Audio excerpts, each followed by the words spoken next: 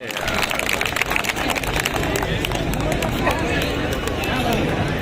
जी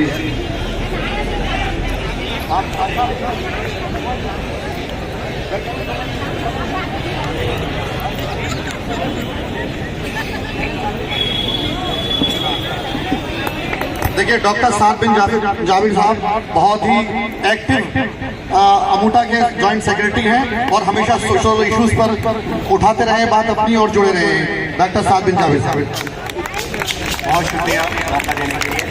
मैं हाजिर इसलिए हुआ था कि मैं अपना सॉलिडारिटी आपके साथ दिखाऊं। और यूनिवर्सिटी बेसिकली क्या चीज़ होती है? यूनिवर्सिटी एक जगह होती है जहाँ पे लोग एक बेटर सोसाइटी, एक अच्छी सोसाइटी बनाने की कोशिश करते हैं। और एक बेहतरीन सोसाइटी वही होती है जिसमें जो सबसे कमज़ोर है, जो सबसे निचले तबके पे आता है, वो कितना खुश है।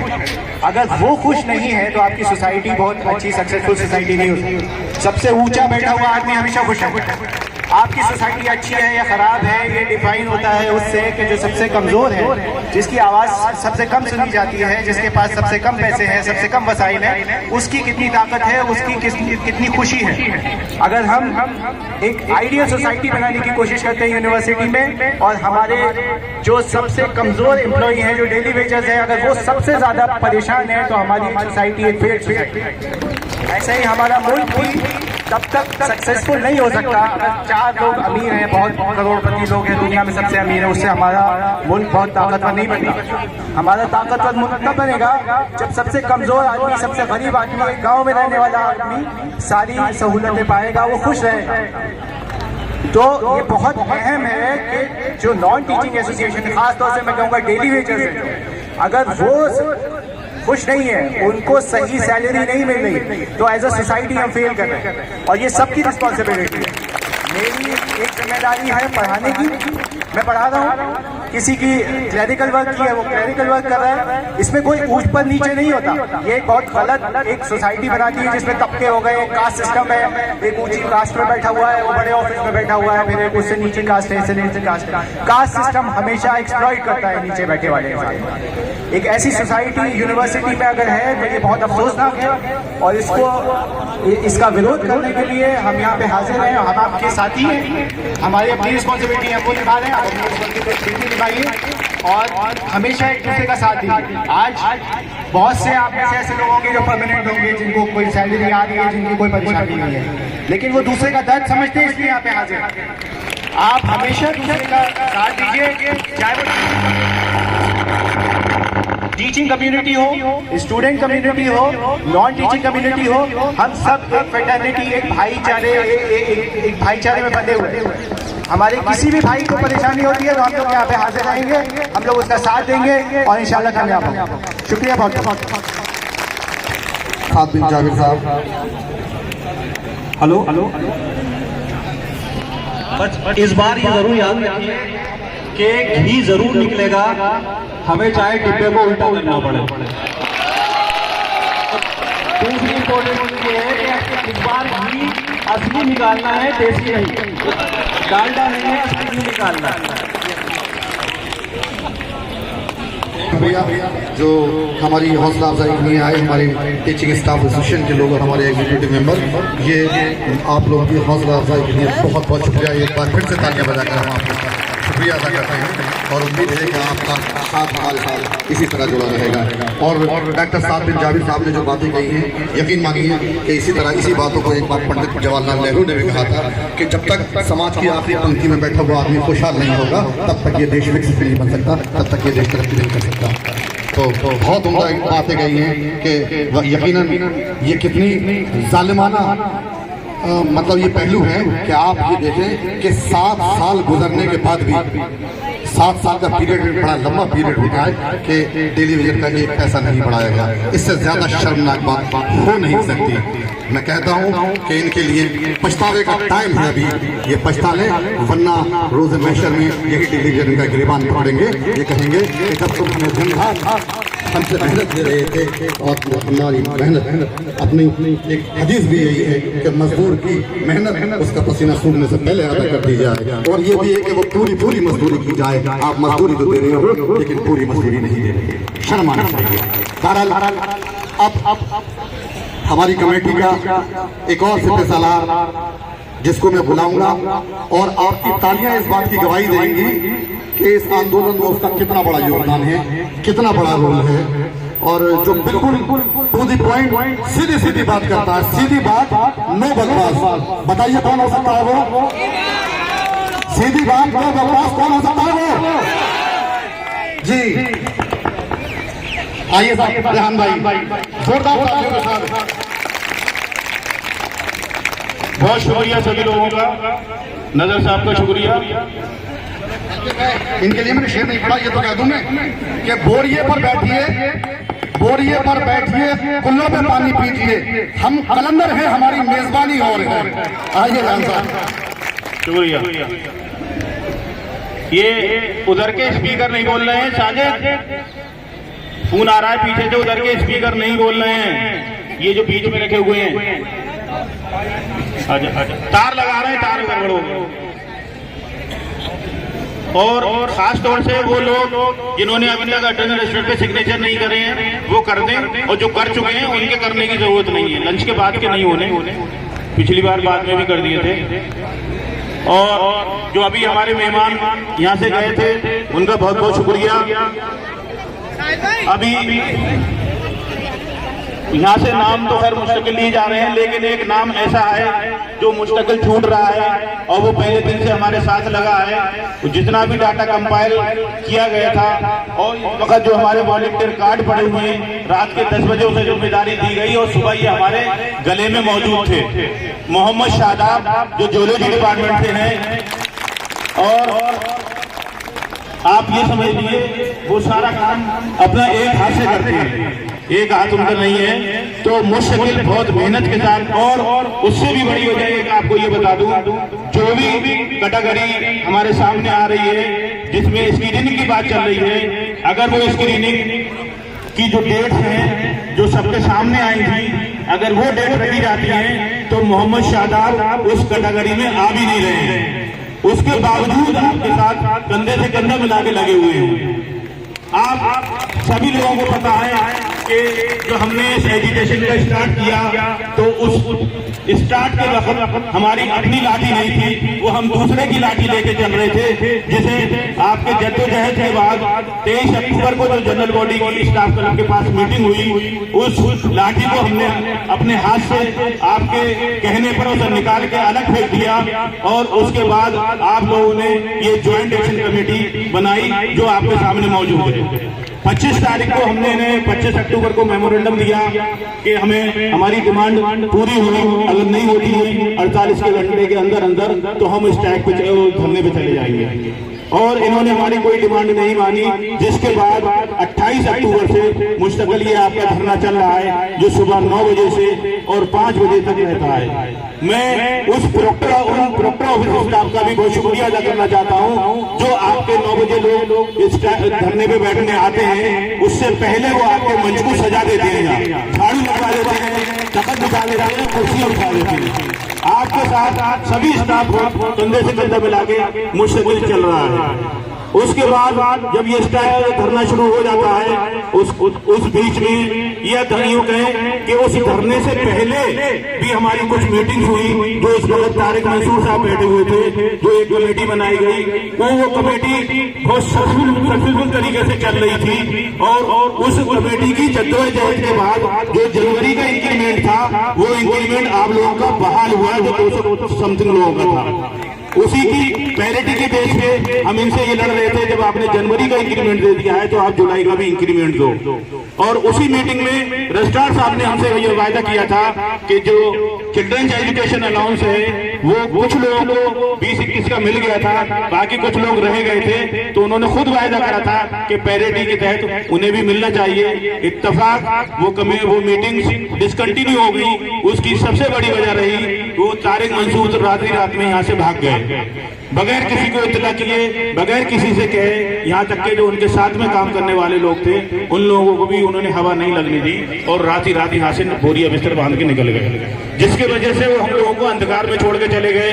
और एक चीज के लिए मैं आप लोगों से माफी भी मांगना चाहता हूँ कि जिस वक्त ये 36 से और 31 की बात चल रही थी, उस वक्त इन लोगों ने हमसे ये वायदा किया कि नहीं, आप लोगों को कोई 31 से हो या किसी से हो, आपको कोई नुकसान नहीं होगा।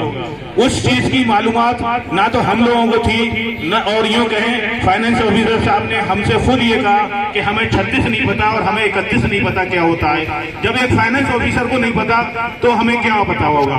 हमने तो बस ये इनकी बात पे भरोसा किया कि हमारी सैलरी में कोई नुकसान नहीं हो रहा है, हमें सैलरी पूरी मिल रही है, हम उस पर भरोसा कर गए। लेकिन कुछ जो हमारे साथी थे जो अंदर एडमिनिस्ट्रेटिव ब्लॉक में हैं, उन लोगों को ये बात समझ में आ गई थी कि इससे बहुत बड़ा नुकसान होगा, और मैं उस नुकसान की पूरी जिम्मेदारी खास तौर से उस लाठी को देता हूं जिसे हमने निकाल के फेंक दिया। उस आदमी ने हमें धोखा दिया, उसे बहुत कुछ मालूम था, जिसने हमें अंधकार में रखा। उसके लिए कमेटी की तरफ से, क्योंकि उस वक्त कमेटी भी नहीं बनी थी, सिर्फ हवा में चल रही थी सब बातचीतें, बाद में ये कमेटी जो बनी है वो आप लोगों के, देखिए सबसे बड़ी एक वजह ये भी बता दूं, ये जो एक्शन लेने की बात करते हैं, उस एक्शन सबसे बड़ी ना लेने की वजह ये है कि आपकी जनरल बॉडी ने इस कमेटी को बनाया है। जनरल बॉडी ने जो कमेटी बनाई है, आप ये समझ लीजिए,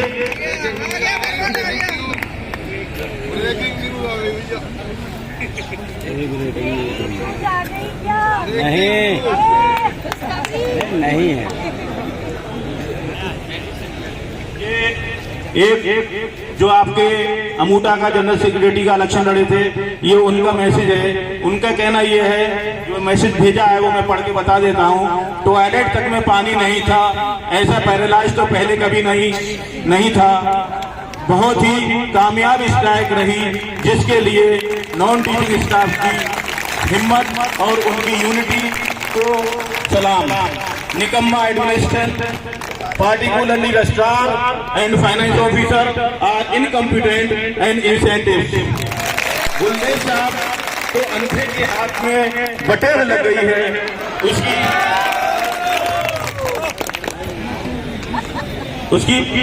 उसकी पगराए घूम रहे हैं, सारे निकम्मे नकारा इकट्ठे हो गए हैं।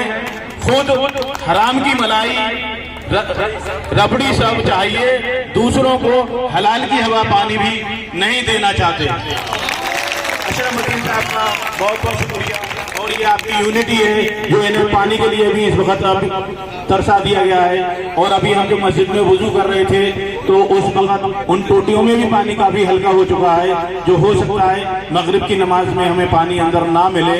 तो मैं आप लोगों से, हम पानी अंदर चलवाएंगे नहीं, लेकिन आप लोगों से ये रिक्वेस्ट करेंगे, अगर किसी का वुजू ना हो तो तयम्मुम कर ले या किसी और जगह से वुजू कर ले, क्योंकि जब तक स्ट्राइक है, लाइट पानी कोई भी खत्म होता है या खराब होती है, ना पानी भरा जाएगा ना लाइट सही होगी। अगर कोई अपना फॉल्ट अपने आप से सही होता है तो वो अल्लाह के रहमो करम पर है। तो मैं अपनी बात को, जो अंदर मीटिंग्स और स्ट्राइक और वो सब बात जो चल रही थी, जो बीच में डिसकंटिन्यू हो गई, मैं इसी जो पानी ना आने की वजह में बिल्डिंग डिपार्टमेंट का बहुत बहुत शुक्रिया अदा करता हूं।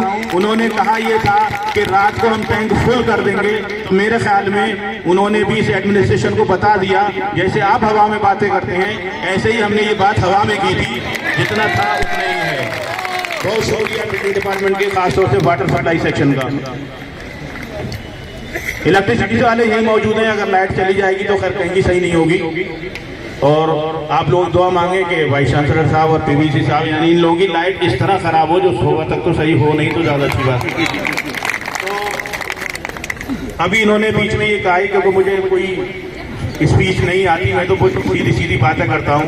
हाँ, टेबल टॉक करा लो मुझसे जितनी भी है, इनकी आंखों में आंखें डाल के बात करूंगा, चाहे कोई भी बैठा हो। और इससे पहले जो बातें की गई थी और उसका सबको मालूम है किस तरह से बात की गई थी अंदर। जाहिर बात है हमारे फैसल गानी साहब तो थोड़ा बहुत ज्यादा गुस्से में आ जाता है, तो कभी कभी जकी साहब को रोकना पड़ जाता है उन्हें। लेकिन ये है कि बातें बखूबी, आप कुछ लोग यहाँ जब हम होते हैं तो वो ये भी कहते हैं कि आपने अंदर ऐसे कहना चाहिए था, आपको वैसे कहना चाहिए था, आपने ये नहीं कहा, आपने वो नहीं कहा। तो मेरे ख्याल में उन लोगों को ये अंदाजा नहीं है, जितनी बातें आप यहाँ कहते हो शायद वो 10% भी नहीं है, जितनी बातें हम उन्हें अंदर सुना के आते हैं और प्रूफ के साथ बता के आते हैं। तो मेरा बस एक कहना यही है, जो आज आपने इत्तेहाद दिखाया है, इस इत्तेहाद को कायम रखिएगा। इंशाअल्लाह 23 तारीख की मीटिंग में हमें पूरी उम्मीद है आपकी इसी जो है वो कुछ ना कुछ आपकी उस मीटिंग से लेके ही उठेगी, खाली हाथ नहीं उठेगी। और 23 तारीख की मीटिंग में जिस वक्त हो रही होगी वो टाइम और जगह तो सफीर हाउस है, वो टाइम बता दिया जाएगा, तो इंशाल्लाह वहाँ सभी लोग मौजूद रहेंगे। तो जो भी मीटिंग 11 बजे मीटिंग का टाइम है, इसका मतलब हम लोग यहाँ धरना आपका चल ही रहा होगा। 9 बजे हम धरने पे लोगों को बिठाने के बाद सब लोग सर सैयद हाउस में पहुंच जाएंगे और आप लोग भी ज्यादा से ज्यादा सब लोग वहीं आ जाएं और उस दिन जनरल बॉडी भी होगी और जो भी डिसीजन आगे का होगा वो डिसीजन। मेरा एक मशवरा ये है, सारी वीडियो बनाई तुमने सारी कि जितनी इसी होगी वो वीडियो बता, तो धरना भी सर सैयद हाउस पे होगा। स्टाफ क्लब के चौराहे पे मंच बनेगा और पब्लिक जो है सर सैयद हाउस तक होगी और इधर भी होगी, चारों तरफ के रास्ते। देखिए धरना जरूर होगा, क्योंकि जो अंदर बहरे बैठेंगे 8 के अलावा कुछ बहरे भी बैठेंगे और डिमांडों पे बात होगी, तो अगर हमारे भी भूल जाएंगे तो उन्हें भी याद आ जाएगी।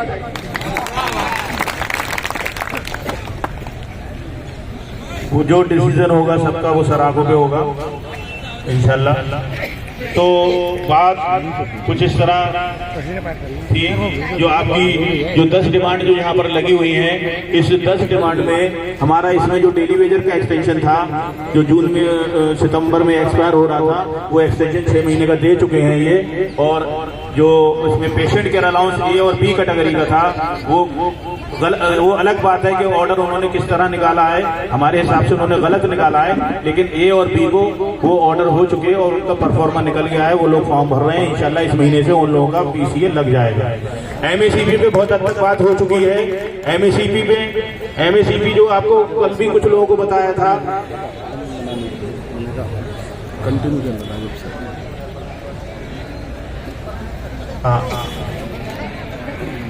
अच्छा हाँ, एक चीज ये, क्योंकि सलमान खलील साहब सैलरी सेक्शन में है, इनका कहना यह है कि उस परफॉर्मे को परमानेंट लोग जितने भी हैं, जिसे मिल रहा है और जिसे नहीं मिल रहा है, वो सभी लोग इस परफॉर्मे को भर दें। अभी टेम्परेरी को नहीं भरना है, क्योंकि आपको मालूम है अलाउंसेस का मैटर है, उसमें पीसी अभी रोका हुआ है। जिस दिन इंशाल्लाह वो डिमांड हमारी पूरी हो जाएगी तो परफॉर्मा उन लोगों को भी वो लोग भी भर देंगे। और इसमें जो एक एमएसीपी की अभी मैं बात कर रहा था कि एमएसीपी की जो स्कीम है वो परमानेंट लोगों के लिए, जो परमानेंट बहुत से ऐसे लोग हैं जो आपके साथ में नहीं आ रहे हैं, लेकिन उन्हें ये नहीं मालूम कि एमएसीपी उन्हें मिलने के लिए उन्हें पापड़ बेलने पड़ेंगे। जब तक वो कमेटी से कांटेक्ट नहीं करेंगे एमएसीपी उन्हें नहीं मिलेगी, चाहे उनका चेयरमैन नीचे से ऊपर तक जोर लगा ले, लेकिन उन्हें उनका कोई भी हेड एमएसीपी नहीं दिलवा पाएगी जब तक कमेटी नहीं जाएगी। क्यों? उनकी पिछले 10 साल की सीआर चाहिए, जो कि सीआर इस एडमिनिस्ट्रेटिव ब्लॉक से आपकी नहीं मांगी गई, अभी 1 साल की मांगी गई है। तो 9 साल की वो सीआर जो है वो हम लोगों को मालूम है, जो उसकी जिम्मेदारी मुजीबुल्लाह जुबैरी साहब ने ली है, वो उन लोगों की सीआर किस तरह से कंप्लीट कराई जाएगी। तो वो इस गलत फहमी में नहीं रहे कि हम परमानेंट हैं, तो इसीलिए हम कहते हैं कि वो परमानेंट हैं। अपने छोटों का साथ दें, अपने टेम्परेरी भाइयों का साथ दें, डेली वेजर्स का साथ दें, वो लोग भी हमेशा निकल के आए। आ तो रहे हैं, ऐसा नहीं है कि नहीं आ रहे हैं, लेकिन कुछ लोग ऐसे हैं जिन्हें उनके एचओडी ने सीटें पकड़ा दी हैं, किसी को मुंशी बना दिया है, किसी को ऑफिस का हेड बना दिया है, तो वो तो अपनी चमचा जी की गिरी के चक्कर में ऐसे हो जाते हैं जैसे आज के बाद हम इस सीट से हटेंगे ही नहीं। उन्हें ये मालूम नहीं है कि ये खाली बाबू लोग या क्लर्क लोग या टेक्निकल के कोई भी ऑफिसर्स हो, उन्हें इस बात का अंदाजा नहीं है। यहाँ का प्रोफेसर बड़ी से बड़ी सीट से जब हट जाता है तो उससे लोगों की शक्लें देखनी पड़ती हैं कि काश हमें भी लोग सलाम कर लें, उन्हें सलाम करने वाले भी नहीं मिलते। तो इसलिए वो लोग भी सब होश में आ जाएं और अपने साथियों का साथ दें, ये ना सोचें कि हम परमानेंट हैं। जरूरत उन्हें भी कमेटी की पड़ेगी, ऐसा नहीं है कमेटी की जरूरत नहीं पड़ेगी। और आप ये मान लें, ये कमेटी अब जो बन गई है, तो क्योंकि किसी भी यूनियन एसोसिएशन का इलेक्शन नहीं है, कोई यूनियन मौजूद नहीं है, अब फिलहाल आपकी कमेटी ही ये काम करती रहेगी। जो भी आपके मसाइल होंगे, इंशाअल्लाह ये कमेटी आपके उन मसाइल को पूरा कराएगी। इसी के साथ मैं आज जो लोग धरने पे बैठे हुए हैं, हमारे मोहम्मद जावेद खान साहब और मोहम्मद मुस्लिम साहब, इनका भी बहुत शुक्रिया अदा करता हूं कमेटी की तरफ से और आप सभी लोगों की तरफ से। और कल जो लोग बैठेंगे वो बाद में बता देंगे। मैं इसी के बाद इसी से अपनी बात खत्म करता हूं। नजर हैदर साहब। बहुत शुक्रिया रेहान भाई, आपने बहुत ही इंपॉर्टेंट इश्यूज को उठाया। और जैसा कि अभी आपने कहा भी था, शादाब भाई की बात आई थी, तो मैंने खुद उनका 2 बार नाम लिया था शादाब भाई का। बहरहाल जोरदार तालियां शादाब भाई के नाम पर। और अपने आफा अहमद अफू से कहूँगा कि वो सब कमेटी के तमाम मेंबर्स का एक एक करके आपके सामने नाम रखें। साथियों, जैसे कहते हैं ना, धरने को धार जो दी असली, वो हमारे सब कमेटी के मेंबर ने दिए, जो छुपे रुस्तम है। तो मैं उनको आज स्टेज पे बुलाना चाहता हूँ, उनके चेहरे भी उजागर हो जाए कि इस धरने को धार देने वाले आखिर है कौन। सबसे पहले मैं अनस भाई को बुलाना चाहता हूँ, तो सुबह ही अपना एक लेटर फरमान हमें भेज देते हैं, जो डिपार्टमेंट जाता है वहाँ पर। तो अनस भाई का मैं बहुत शुक्रिया अदा करता हूँ और जोरदार ताली हो जाए। दानिश भाई कैंटर से, हमारे दानिश भाई तशरीफ ले आए यहाँ पर स्टेज पे। फैज मेरा दोस्त भी है, मेरा भाई भी है, उसकी अम्मी वेंटिलेटर पे है। मैं सबसे गुजारिश करूंगा उसकी वालदा के लिए दुआ करें सब। और वो आज भी आया था, सोचो उसके दिल पे क्या होगा। मशहूद भाई स्टेज पे आ जाए। मुजस्सिम भाई, नूर भाई अभी हमारे बीच में थे। और सबसे अहम कड़ी हमारे धरने की साहिल भाई, इनके लिए जोरदार तालियां। साहिल भाई वो शख्स है जो सुबह 8 बजे आते हैं धरने पर और शाम को 8 बजे जाते हैं। यकीन मानो इनके आगे तो सबकी हिम्मत फेल है। इनकी इस हिम्मत को मैं सलाम करता हूँ।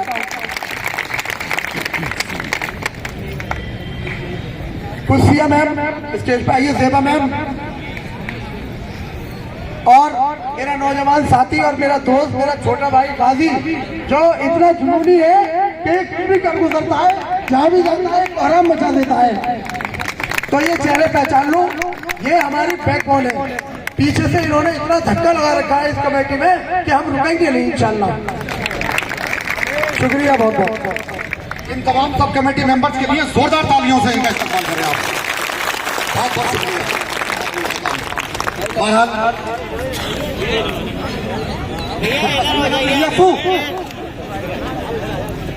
तो कह दिया, वसीम को तो सब जानते हैं, तूने कह दिया। पीछे में खुला नहीं नाम। और एक नाम और, मेरा भाई ताजदार और फरदान भाई ऊपर आइए फरदान भाई। वसीम भाई नाम नीचे खुले नहीं थे। और ताजदार भाई हमारे बीच में नहीं है इस टाइम, क्योंकि उनका एक्सीडेंट हो गया था और वो अभी भी उनकी तबीयत खराब है, वो घर है। नूरुल अमीन भाई ऊपर आइए, उनका भी नाम रह गया था माजरत के साथ। नूरुल अमीन भाई माजरत चाहता हूँ बड़े भाई, कुछ नाम रह गए। वसीम भाई आगे आइए आप सब लोग। जोरदार तालियां हमारे साथियों के लिए। तौसीफ भाई प्रोक्टर ऑफिस से, वो भी रह गए। इसमें सब कमेटी में हमारे 22 लोग हैं, तो टोटल एक आध छूट जाए मुझे माफ कर देना, फैस का बता दिया मैंने। तो तौसीफ भाई के लिए भी जोरदार ताली हो जाए, प्रोक्टर ऑफिस से हमारे कोई मेहनत करें। बहुत शुक्रिया आप तमाम लोगों का। जैसे कि डॉक्टर मुराद साहब ने कहा था, मुसफ़िर साहब ने, कि जिन लोगों के नाम हो गए वो तो ठीक है, जिनके नाम नहीं बोले गए वो ज्यादा तालियों का हकदार हैं। जो आपके बैठे हुए लंबी जो भीड़ है जो बैठी हुई है, इस धरने का वजूद, इस गाइस का वजूद, इन फैसल गांधी का वजूद, रेहान साहब का वजूद, हामिद शोएब साहब का वजूद, अब ये आबिद ज़ैदी साहब का, ज़की अहमद साहब का, इन तमाम लोगों का अगर वजूद है तो वो आपके दम से है। इस कमेटी का वजूद है तो आपके दम से है। इस सब कमेटी का वजूद है तो आपके दम से है। और अगर सबसे ज्यादा तालियों के हकदार हैं तो वो आप लोग हैं। आप लोग अपने लिए जोरदार तालियां बजाएं।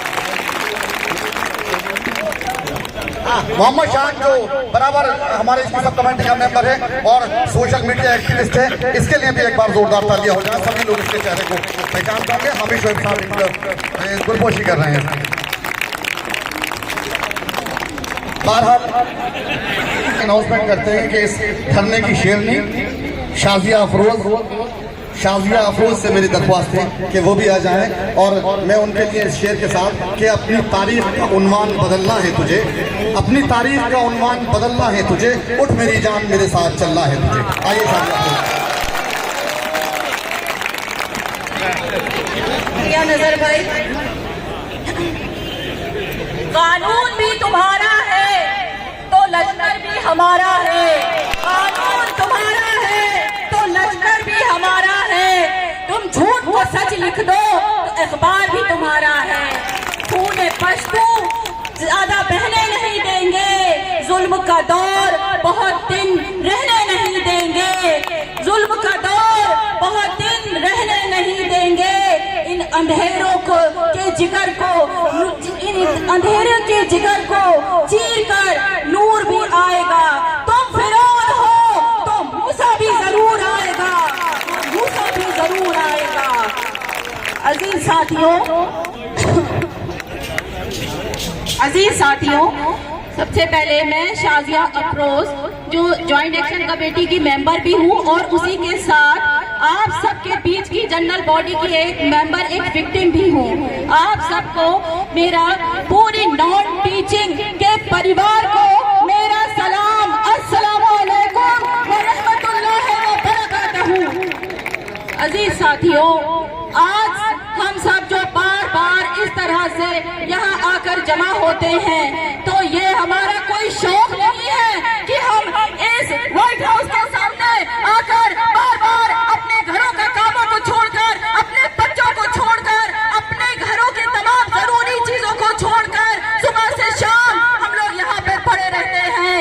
ये हमारे शौक नहीं है कि हम फोटो खिंचवाने के लिए जमा होते हैं, ये हमारे हक की लड़ाई है। और आज की स्ट्राइक का यही हमारा नारा है कि ये शौक नहीं, मजबूरी है, ये हड़ताल जरूरी है।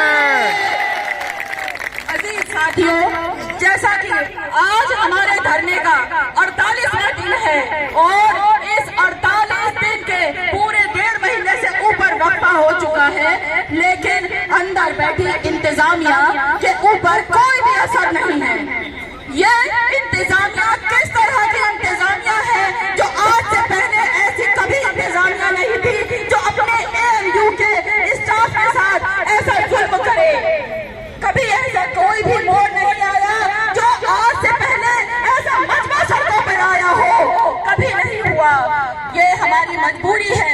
ये AMU इल्म की नगरी जानी जाती है, ये AMU तहजीब की नगरी जानी जाती है और हम AMU के एम्प्लॉइज हैं, हम अलीग हैं। ये हमारे सब्र का इम्तिहान ले रहे हैं। हम अपनी तहजीब के दायरे को तोड़ना नहीं चाहते क्योंकि हम अलीग हैं और अमूवी भी।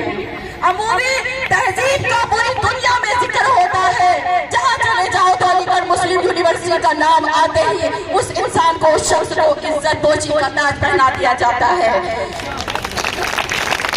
अजीज साथियों, ये हमारे हक की लड़ाई है। ये हमारे हकों को हमसे छीन कर जबरन ऐसा समझ बैठे हैं कि ये जीत जाएंगे, पर ऐसा मुमकिन नहीं है। ये हमारे हक की लड़ाई है, ये हमारे बच्चों के मुस्तकबिल की लड़ाई है, ये हमारे भी फ्यूचर की लड़ाई है, जिसे हम यूं इनको इस तरीके से इनको जीतने नहीं देंगे और यहाँ से जीत कर ही हक लेकर ही वापस जाएंगे। इनको जरा सा भी तरस नहीं आता कि 48 दिन हो गए हैं नॉन टीचिंग, पूरे 1 साल से ये हमारा इशू चल रहा है। ये कैसे एडमिनिस्ट्रेशन है, ये कैसे पढ़े लिखे लोग हैं जो 1 साल से हमारी मुश्किलों के लिए कोई भी फेवरेबल रिजल्ट नहीं निकाल पाए। लानत है इस तमाम बातों पर कि आपके अंदर कोई ऐसी सलाहियत नहीं है कि बार बार हम सड़कों पर आते हैं, बार बार हम आपसे फरियाद करते हैं, बार बार हम आपसे करते हैं, फिर भी आप हमें हमारा हक नहीं देते हैं। हम अपना जायज हक आपसे मांग रहे हैं। कोई भी मांग हमने इन 10 डिमांड में से ऐसी नहीं मांगी है जो हमने आपसे कोई ऐसी गलत चीज मांगी हो। जैसे आपके दिलों में खौफ खुदा ही खत्म हो गया है, अल्लाह का डर ही खत्म हो गया है कि हम इन मजलूमों का हक मार के अपने साथ अच्छा नहीं कर रहे। ये हम किसी का बच्चों के हक को मार रहे हैं तो हमारे अपने बच्चों के साथ भी बुरा हो सकता है। अजीज साथियों, ये नाफरमानी पर है, ये खुदा का खौफ खत्म करके बैठे हैं, तो कोई बात नहीं, हम और आप अपने रब्बुल इज्जत पे पूरा इत्मीनान है, पूरा यकीन है, पूरा भरोसा है कि हम जीत के रहेंगे। ये हमारी जीत का ऐलान है कि यहाँ से वहाँ तक, बाबे सैयद तक, सुबह से शाम होने को आई और सर ही सर दिख रहे हैं। अंदर बैठी इंतजामिया को ये सब दिख रहा है कि आज की भीड़, आज की 14 तारीख की ये भीड़, ये तारीखी स्ट्राइक बन जाएगी और ये स्ट्राइक आगे भी कंटिन्यू हो सकती है अगर ये हमारे हक में फैसला नहीं लेंगे बेहतर। लेकिन हम पीछे तो नहीं हटेंगे जब तक रिजल्ट बेहतर और अच्छा हमारे लिए नहीं आएगा, हम पीछे नहीं हटेंगे। तो अजीज साथियों, इसके लिए सबसे जरूरी है कि आप सब, हम सब मिलकर एक यूनिटी बना के रखें, क्योंकि यूनिटी से ही हम इस लड़ाई को जीत पाएंगे। यूनिटी नहीं होगी तो हम जीत नहीं पाएंगे। यूनिटी की एक छोटी सी मिसाल आपको मैं देती हूँ। ये एक झाड़ू जो एक सूत्र से बनकर तिनका तिनका बंडल बनता है और वो बंडल कचरे को साफ करता है, तो हमें इस कचरे को साफ करना है, क्योंकि अगर हम बिखर गए तो हम कमजोर पड़ जाएंगे और हमें कमजोर नहीं पड़ना। हम बहुत मजबूत है, अल्हम्दुलिल्लाह, पेपर्स बनकर बहुत मजबूत है, जैसे कि हमारे लीडर सनराइज गांधी साहब पेपर वर्क को इतनी मजबूती से अंदर रखते हैं टेबल पर, इसकी मैं खुद जज्बाती गवाह हूँ। जनरल बॉडी से हम 3 लोग चुने गए थे, इसीलिए कि अगर कोई भी गुफ्तगू हो, कोई भी मीटिंग हो, तो वो अंदर की बात हम लोगों के बीच हम जनरल बॉडी में बता सके कि अंदर बैठकर कोई भी एडमिनिस्ट्रेशन के हाथों बिक नहीं रहा, अंदर बैठकर कोई भी एडमिनिस्ट्रेशन के हाथ गुमराह नहीं हो रहा। हम इस बात के मैं खुद भी जज्बाती गवाह हूँ। तो साथियों, अजीज साथियों, यूनिटी बनाए रखिएगा, क्योंकि यूनिटी खत्म होने से ये इसका फायदा उठाएंगे और वो हम होने नहीं देंगे। अजीज साथियों, क्योंकि जिंदगी लड़ने के लिए हक का नाम है और अपने हक के लिए जीना है तो मरना सीखो, अपने हक के लिए लड़ना सीखो। अजीज साथियों, यूनिटी की आपको एक और छोटी सी बस मिसाल में पेश करूंगी, बहुत ज्यादा वक्त नहीं लूंगी। आप एक कोई पत्थर उठाइए और उस पत्थर को किसी भी जानवर पे मारिए, वो जानवर चाहे कुत्ता बिल्ली कोई भी हो, जैसे ही आप उस पत्थर को मारेंगे तो वो जानवर डर के वहां से भाग जाएगा। लेकिन आप फिर उसी पत्थर को उठाइए और उसी पत्थर को आप फिर मधुमक्खियों के छत्ते पे मारिए, फिर आप उसका हाल देखिए कि मधुमक्खियां उसका क्या हाल करती है।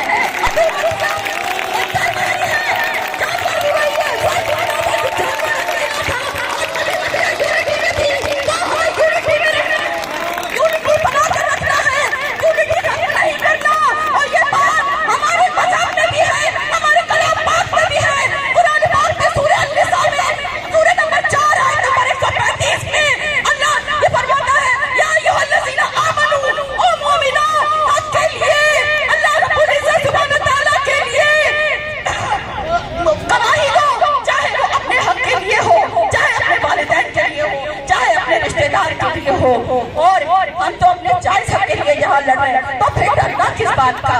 हमें डर किसी का अब नहीं रहा। इतने दिनों से लड़ाई करते करते हमें सड़कों पे ले आए, अब हम तो सड़कों पे रहेंगे, हमें तो डर निकाल ही दिया है आपने, तो अब हम अपना हक लेकर ही जाएंगे।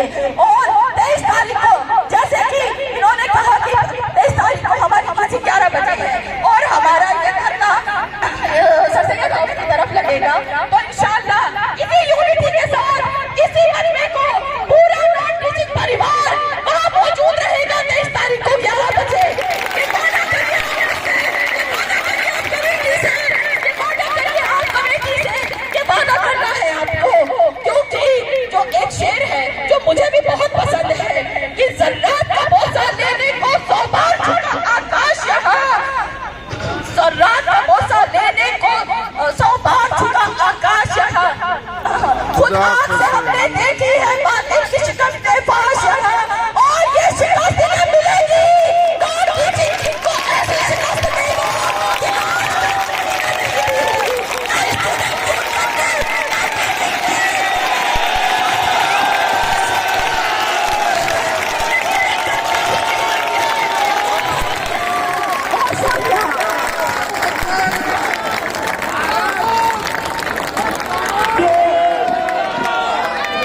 जी साथियों, एक निशा में पूरे निशा, अब मैं दूसरी निशा